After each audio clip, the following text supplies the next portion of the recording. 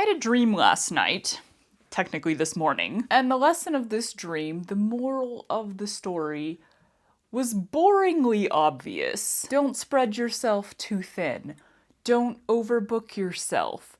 Don't try to do too much. You might die. I'm sure there was a whole bit before the bit that I remember, but starting with the bit that I remember, I was driving to the Remakery, which is a creative reuse store in Seattle that I visited not really recently enough to justify it being in my dreams. I was trying to get to the Remakery before it closed, but I was also trying to get from there to a dance class on time, because we can't be late, because I absolutely do have childhood trauma of being late to a dance class. Everyone stares at you. The guilt, the horror. Trying to make it to a dance class on time at my childhood dance studio in Texas. Not that I was trying to drive from Seattle to Texas. Both of these places existed in the same neighborhood in Dreamland. But this was gonna be a push to get to both places, to be at Remakery before it closed and also at the dance class on time. I was clearly rushing. I make it to the Remakery. It's getting dark outside. I pulled a bag out of my car full of stuff I believe that I wanted to donate, and I headed into the building, which was fairly accurate. Not the parking lot at all, but the Remakery, the actual one in Seattle, is in the bottom of a library, and so you go into the building and there's like this open space, and then the store is a whole separate space. It was like that in my dream, only the store was already closed, and someone from the store had set up several tables in this open space, but also you weren't really allowed to shop from those tables either, and I wasn't even allowed to donate things, like they were closed. I distinctly had the impression that I was there somewhere between like 5 and 15 minutes before their listed closing time, but essentially they were closed. I was too late. I was neither able to donate what I wanted to donate, nor to shop or purchase anything. I just had to turn around and leave again, making this trip to the Remakery that is potentially making me late to my dance class completely useless. That is something I'm not at all surprised that I dreamed. That's like a fear, wasting time, messing things up because you wasted time doing something that ended up being pointless in the first place. Oh yeah, 100%. That's not a thing that my brain likes. So I leave the Remakery because now I'm rushing to get to my dance class on time. What kind of dance class? I don't know, that was never specified. I pulled out of the parking lot and we're in like this back alley sort of thing. Like you have to drive down this thin alley to turn into this sort of gated parking lot. So I leave that, but I didn't actually turn on like any form of GPS to get me to the dance studio. My dreams are very up to date. They are very aware that I can't get anywhere without using GPS. So I'm suddenly aware that I've been driving for a couple minutes, nowhere without guidance. I've just been driving and I'm like, ugh, you idiot. Put it on the GPS. You're going a specific place. But as I go to like enter the dance studio on the GPS, I'm also aware that I'm going back down the alley in the direction of Remakery. How have I driven around and turned and ended up going back to where I came from? I don't know, but I start entering the dance studio on the GPS. This is where my dream gets very inaccurate. The dance studio I went to when I was a kid, which is what my brain recognized as the place I was currently going, was called Stage Door Dance. I typed in specifically the word studio, because apparently that's all you need to type in to get a list of dance studios, and the top one that came up was called Half Dance Studio, and that was where I was going. That was my childhood dance studio, regardless of the fact that it wasn't. You know, dreams are fun like that. Also, Half Dance Studio is such a dumb name. What does that mean? As I go to click on Half Dance Studio, which let me How do y'all see your dreams? This is a fascinating thing to me because I think, like, sometimes I dream in a sort of omniscient view, and sometimes I dream in like a movie view, like you're seeing an actual frame. And by sometimes, I mean like this switches within the same dream. I think in this dream, there were times that I had sort of a general overall like floating outside of the situation view. And then there were also specific screens that I was seeing.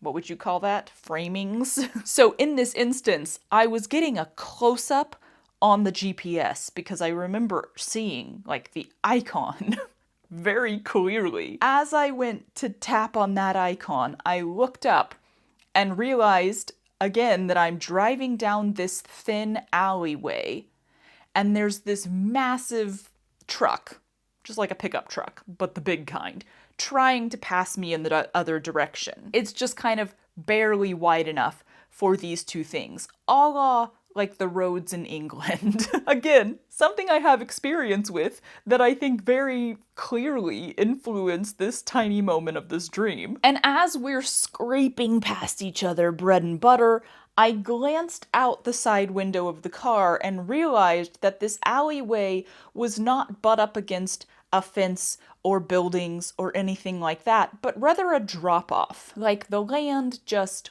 whoosh, disappeared at the edge of the road. And in this exact moment, it didn't seem like a far drop-off, maybe just like a few feet, you know, a little whoosh, a ravine of kinds. I make it past the truck, I'm still driving down the alley, we're going back towards Remakery, but I don't want to go there anymore. I'm not aware of what directions I've been given to Half Dance Studio, but I am aware that I need to turn around. And I'm also aware that I'm gonna be late, and so I'm in quite a hurry at this point. So at the end of this alleyway, partially using the Remakery parking lot, but I don't want to pull fully into the parking lot and then like into a parking space. Ooh, I'm actually realizing in this moment that the parking lot was very reminiscent of the parking lot of Mood Fabrics here in LA, which I did just visit recently. That's probably an influence. But I'm in a hurry, I don't want to go all the way into the parking lot and into a parking space and back up and then come back out. So I'm trying to make a very fast U-turn at the end of this alleyway. Like whoop, whoop, whoop, whoop, whoop, whoop. Very quick 3-point turn. But remember how it's like the edge of the alley is a drop-off now? So I've pulled around, and as I'm backing up so I can pull around again and leave and get to my dance class potentially on time, I back up and I realize that the back half of my car has just backed off the road and into this ravine, and in the second that I realize you've backed up too far, it's already too late, and my car is sliding off backwards into the ravine, and I woke up in the feeling of freefall. Full on, like, death is approaching you kind of vibes, waiting for impact. And my body, like every single nerve in my entire body from head to toe, did that thing. I guess you would just call it like tingling, but like that shock thing where it's like shh. I don't know, I never really know how to verbalize this, because tingling doesn't really seem like enough, but it's almost like the skin on your entire body is screaming. But also, I didn't really feel a distinct feeling of fear. It was like a bit of shock and a bit of like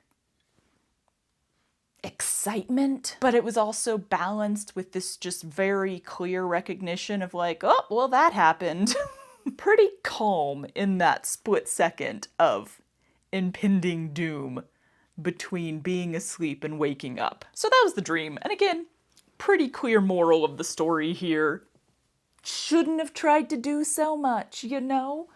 Don't try to make it to the Creative Reuse store before your dance class when you only have 15 minutes. It's not worth it. Just go to the dance class and be on time. You can go to the Creative Reuse store at another time. Do I currently feel like I'm being spread too thin?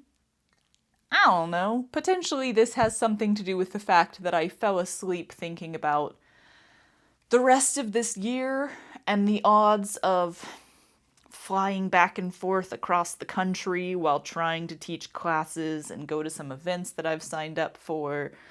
And also, like, be around my partner, who might be spending large chunks of time in New York. It's pretty obvious. It's not all that, like, surprising or interesting. It was interesting to me that I so specifically remembered all of the details of this dream. But more interesting is that I woke up with that tingling feeling and immediately had this theoretically scientific question. If anyone is watching and is better at science than me, I want to know the answer to this. I don't want to, like, look it up and research it myself. I don't know if anybody's ever done this, but here's my theory. If you were placed in, let's say, a box. The walls aren't important, but there's a floor and there's a ceiling to this box and they have to be connected somehow. So let's say it's a box. Let's say it's like 4 feet tall. It's also made of something extremely